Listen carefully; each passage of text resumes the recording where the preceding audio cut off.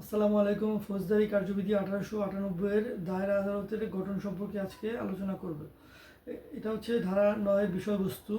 ইংরেজিতে আমরা দায়রা আদালতকে বলতে পারি কোর্ট অফ সেশন। 9-1 ধারা অনুসারে সরকার প্রত্যেক দায়রা বিভাগের জন্য একটি দায়রা আদালত প্রতিষ্ঠা করবে এবং এমন আদালতে একজন বিচারক নিয়োগ করবে। দায়রা আদালত মহানগর এলাকার জন্য মহানগর দায়রা আদালত বা মেট্রোপলিটন কোর্ট অফ সেশন হিসেবে গণ্য হবে।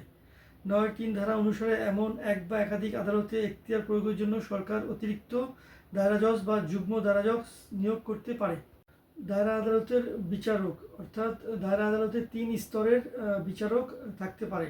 ফৌজদারি কার্যবিধি 9-1 ও 9-3 ধারা অনুযায়ী দায়রা আদালতে 3 স্তরের বা 3 ধরনের বিচারক থাকে: দায়রা জজ, অতিরিক্ত দায়রা জজ এবং যুগ্ম দায়রা জজ, সেশন জজ, এডিশনাল সেশন জজ এবং জয়েন্ট সেশন জজ। ফৌজদারি কার্যবিধির 9-3 ক ধারায় বিধান করা হয়েছে, সংবিধানের 133 অনুচ্ছেদ অনুসারে রাষ্ট্রপতি কর্তৃক প্রণীত বিধি অনুসারে বাংলাদেশ জুডিশিয়াল সার্ভিসের সদস্যরা দায়রা জজ, অতিরিক্ত দায়রা জজ এবং যুগ্ম দায়রা জজ নিয়োগপ্রাপ্ত করতে পারে। অর্থাৎ রাষ্ট্রপতি দায়রা জজ নিয়োগপ্রাপ্ত করতে পারে। অন্যদিকে সংবিধানের 115 অনুচ্ছেদের বিধানে বলা হয়েছে, বিচার বিভাগীয় পদে বা বিচার বিভাগীয় দায়িত্ব পালনকারী ম্যাজিস্ট্রেট পদে রাষ্ট্রপতি কর্তৃক উক্ত উদ্দেশ্যে প্রণীত বিধিসমূহ অনুযায়ী রাষ্ট্রপতি নিয়োগদান করিবেন।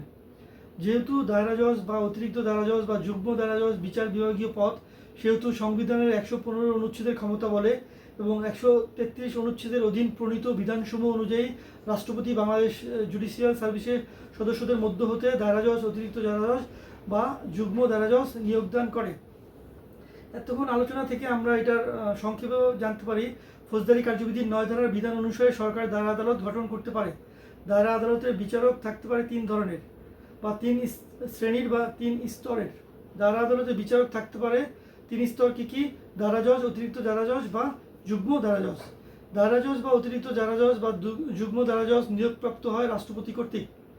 বিচার বিভাগীয় পদে বা বিচার বিভাগীয় দায়িত্ব পালনকারী ম্যাজিস্ট্রেট পদে রাষ্ট্রপতি নিয়োগ দিয়ে থাকে সংবিধানের 115 অনুচ্ছেদের ক্ষমতা বলে।